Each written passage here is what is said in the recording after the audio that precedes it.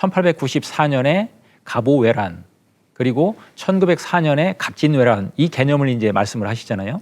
이 10년의 아주 스펙타클한 이 기간 동안을 우리가 어떻게 바라보고 이해하느냐 여기에 대해서 이제 기존의 교과서 서술이나 또는 기존의 대다수의 학자들이 바라보는 시각하고는 조금 이제 뭐 전혀 다른 어떻게 보면 그 완전히 대치되는 어떤 시각을 이제 제시를 하고 계시거든요.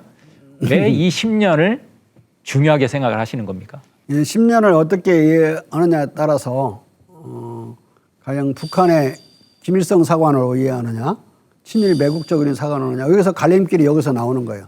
그러면 대한제국을 근대국가로 보는 것 자체부터가 이제 친일 매국 세력하고는 충돌하는 거죠.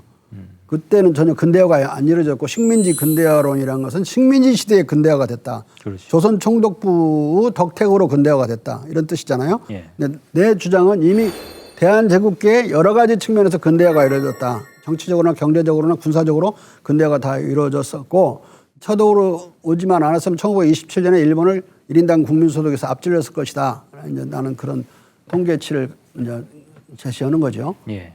그리고 이제 김일성 사관하고는 이 식민지 근대화론은 서로 내통해요. 김일성이 등장하기까지 역사는 아무것도 아니에요. 계속 실패하고 그냥 애통조의 역사로 가다가 김일성이 딱 등장하면서 이제 제대로 된 역사가 진행되는 걸로 이제 얘기를 되어 있기 때문에 그 자리, 김일성이 있는 자리에 식민사관은 조선 총독부만 갖다 놓은 거예요. 예. 그래서 이제 방금 말씀하신 대로 1894년 우리가 흔히 이제 갑오 동학 농민운동이 일어났다고 이제 기억하고 있는 해. 그 갑오년에 동학 농민운동도 있지만 흔히 말해서 이제 갑오 농민운동을 계기로 해서 일어났던 갑오경장이라는 뭐 그런 어떤 개념까지 등장하는 해인데요. 1894년 그 갑오년을 우리가 어떻게 그 한 해를 좀 바라봐야 될까요? 저는 조선을 장악하기 위한 일본어 침탈이 중심에 돼야 된다고 보고요. 그 해는요. 예, 그걸 청일전쟁의 관점에서 보게 되면 우리를 침략한 갑오요란이라고는 일본어 침략이 가려져 버려요. 그 청일전쟁의 포yon 속에 가려져 버려서 그러면은 우리한테는 그들이 침략전쟁을 하지 않고 뭘 했다고 그들이 심파극을 꾸려놨냐면 갑오개혁을 했다, 갑오경장을 했다 이렇게 예. 가려놓고 있잖아요. 그러면 두 개가 가려지면 갑오요란이라는 침략전쟁이 없어져 버리는 거예요. 역사에서. 근데 갑오요란에는 침략전쟁을 발견하기도 어렵지만 그 자체를 제대로 그 당시에 인식한 사람은 전봉준과 동학세력밖에 없었어요. 그러니까 94년 7월 23일 날 경복궁이 점령됐을 때 예. 왕이 생포당했을 때 조선은 망했다고 인식한 사람은 전봉준과 그 세력들밖에 없었어요. 망하지 않았다고 계속 포장을 하고 개혁이라는 걸로 심파를 하니까 대부분 속았는데 우리 지식인들은 그런데 일반 백성은 그 김홍집 내각을 외당정부라고 딱 불렀어요. 외당정부. 예. 친일 괴뢰 내각이란 이거죠. 예. 그럼 이미 조선은 멸망을 한 상황에서 나라를 구하든지 나라와 함께 전봉준 말대로 너 왜 조선이 망하는데 들고 일어났느냐 그러니까 조선과 더불어 사라질 거라고 그렇게 각오하고 일어났다 이런 말을 장렬하게 하잖아요. 그런 사람이든 다시 조선을 일으키려고 한 사람이든 들고 일어나서 맞서 싸웠던 거 그걸 나는 동학혁명전장이라고 불러요. 농민 빼고. 왜냐하면 동학군의 주력들을 보면 농민만이 주력이 아니고 아전 세력도 많았고 보부상도 많았고 또 자유상공인도 많았어요. 그리고 그들이 더 활동적이고 농민보다. 물론 군량을 위해서는 농사 다 끝난 뒤에 9월 달 이후에 일어나는 게 맞으니까 이제 좀 늦게 왕명을 받은 뒤에도 2달 뒤에 2차 봉기를 하게 되지만은 농민이 위주가 아니었어요. 그리고 모든 지도자, 중소 지도자들은 전부 동학 교도들이었습니다. 그러니까 이건 동학혁명이지 동학농민혁명이 아니에요. 그리고 농민들이 들어와서 같은 대오를 이뤘다 할지라도 동학교도들이 외는 주문들 있잖아요. 시천조 조화정 영사비물 만사지 하면서 발맞춰 걸어가고 그렇게 전투를 했어요. 그 동학에 들어온 농민이 동학도가 아닐지라도 그러니까 그 자체가 동학군이었지 농민군이 아니었고 내놓은 모든 개혁 그 요구들이 농민만을 위한 거 한두 개 있고 나머지는 국가개혁과 관련된 것들이에요. 그래서 저는 그 부분도 국민전쟁이 벌어졌는데 그 국민전쟁의 이름은 동학혁명전쟁이었고 갑오왜란에 맞서는 예. 그런 나라를 구하기 위한 혁명이었다고 이제 제대로 이해를 해야 된다. 그리고 청일전쟁은 다음에 다뤄도 상관이 없는 거예요. 청일전쟁은 일본 놈하고 청나라하고 붙은 전쟁이잖아요. 거기에 우리가 이 주된 30만이 죽은 이 전쟁이 주된 거지. 그들 한 3만 명 죽은 청일전쟁에서 주로 양쪽에서 3만 명씩 죽거든요. 둘이 합쳐봤자 6만 명밖에 안 되는데 우리는 여기서 지금 도륙을 당한 이 전쟁을 중심에 놓지 않고 우리 역사를 기술한다? 그런 청일전쟁 위주로 기술을 하면 청나라 역사를 쓰거나 예. 일본 역사를 쓰거나 그래야지. 예. 그래서 이게 갑오왜란이 중심에 서야 된다. 그래야 동학혁명전쟁이 맞서 있는 전쟁으로 이제 부각이 되는 거죠. 안 그러면 동학혁명전쟁을 어떻게 이해하느냐. 이게 일본 놈들을 끌어들인 그런 도화선이나 된 쓸데없는 소란. 예. 그렇게 이해한 영화도 많고 그렇게 해석한 논문도 많습니다. 그건 진짜 역사를 잘못 해석하는 거죠. 예. 지금 말씀으로는 이제 1894년이라는 그 한 해, 그 한 해를 우리가 주체적으로 역사를 좀 바라보기 위해서는 그 한 해의 중심 개념은 일본이 들어와서 난을 일으킨 갑오왜란으로 봐야 된다.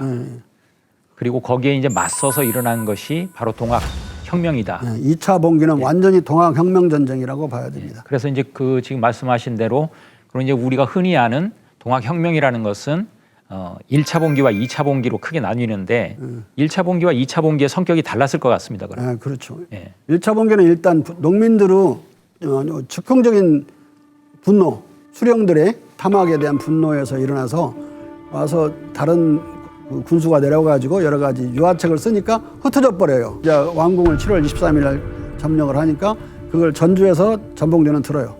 아, 나라가 망했구나. 그런 고민 속에 들어있는데 고종의 거의 밀지가 내려오죠. 거의 밀지란 의병을 일으키라는 밀지거든요. 삼남 소모사의 권령을 즉시 파견하여 그대들에게 내밀하게 보이노라. 그대들은 선왕의 조정으로부터 교화 속에 내려온 백성들이니 선왕의 은덕을 잊지 않고 지금까지 숭상보존하고 있도다. 조정에 있는 자들은 모두 저들에게 붙어서 안에는 의논할 자가 한 사람도 없으니 외롭게 홀로 앉아 하늘을 올려다보고 통곡할 따름이다.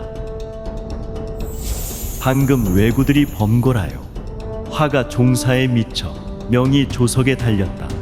사태가 이에 이르렀으니 만약 그대들이 오지 않으면 박두하는 화환을 어찌하랴. 이에 교시하노라. 의병을 일으키는 밀지가 내려오면서 너희들이 서울로 올라오지 않으면 나는 이 종사가 위태로운 상황이고 이 나를 둘러싸고 있는 자들은 내 말 들어주지 않는 역적 별효도당이라는 말이 거기 들어있고 그래요. 그러니까 그 밀지를 제가 발견해서 이제 이 책에서 해설하고 그랬는데 그 밀지를 둘러싸고도 우리 국사학자들이 그 밀지를 대원군이 꾀를 써서 냈는데 대원군이 조작한 걸로 그렇게 이 밀지가 존재하는 것을 아는 사람도 국사학자 중에 많지도 않아요. 근데 서너 명이 아는데 서너 명이 그걸 또 오독을 하는 거예요. 근데 일본 우치다는 이건 고종이 쓴 고종의 밀지고 대원군이 꾀를 써갖고 빼놨다고 그러는데 꾀를 썼다는 말을 조작한 걸로.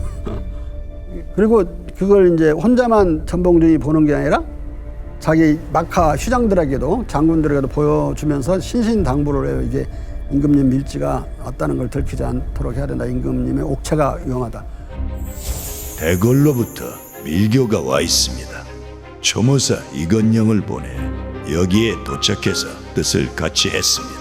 그러나 이 말이 외인에게 누설되면 화가 옥체에 미침으로 내밀하게 숨기는데 신중에 진중을 기해 주십시오. 의룡, 월파, 화중, 형네들 회람. 근데 그 전봉준이 그 돌린 회람에 딸린 그 글을 또 일본 형사가 이건 전봉준 친필이 맞음 이렇게 다 고증을 해놨어요. 그럼 결국 이제 2차 봉기는 고종의 밀지를 통해서 거의 한 일어난 왕군이죠. 그런 어떤 그 사료가 있는데도 네. 그 사료를 번역하는 것 자체부터가 모욕을 해놓고 네, 거기서 이제 2차 봉기는 대단히 중요한 게 1차 봉기의 난류가 아니라 예. 이건 왕군이잖아요. 예. 국군이에요, 국군. 예. 고종이 믿을 수 있는 이 자기 군대는 이거 동학 안압밖에 없는 거예요. 동학군. 그 상황을 잘 이해를 해야지. 일본군은 어떻게 그 역사를 써놨냐면 고종이 동학을 진압한 걸로 그렇게 써져 있고 교과서도 아마 그렇게 되어 있을 거예요. 예. 일본 사가들은 아주 주도 면밀하게 고종과 동학을 분리시키려고 애를 씁니다. 두 세력이 합쳐져 버리면 자기들한테 이제 아주 방대한 적들이 생기죠. 근데 그것을 우리 국사학자들이 그대로 따라서 반복하면 안 되잖아요. 예. 그럼 바로 친일 사관으로 넘어가는 거죠. 그러니까 지금 말씀하신 거는 이제 동학의 1차 봉기와 2차 봉기의 성격은 완전히 다르다. 그리고 이제 2차 봉기는 말 그대로 이제 고종의 밀지를 통해서 거의한 국민군이다. 두 번째는 이제 외세를 몰아낸 예, 반외세. 초래의 그런 어떤 성격으로 일어난 것이다 이렇게 말씀하셨고, 근데 이제 가보녀는 아까도 이제 말씀 중에 잠깐 나왔지만 흔히 말해서 이제 동학 농민 혁명에 이제 대응해 가지고 나온 갑오 경장의 해, 갑오 개혁의 해, 뭐 이런 식 교과서 서술이 많거든요. 거기서 더 문제가 노비 해방도 갑오 경장으로 이루어졌다고 그러는 거예요. 노비 해방은 1886년에 고종의 노비 해방량이 떨어집니다. 82년에는 신분의 철폐량이 떨어지고, 근데 노비는 포함되지 않았었기 때문에 노비 해방령은 1886년에 나와요. 근데 이게 노비들이 그 한문으로 되어 있는 포고령을 못 읽잖아요.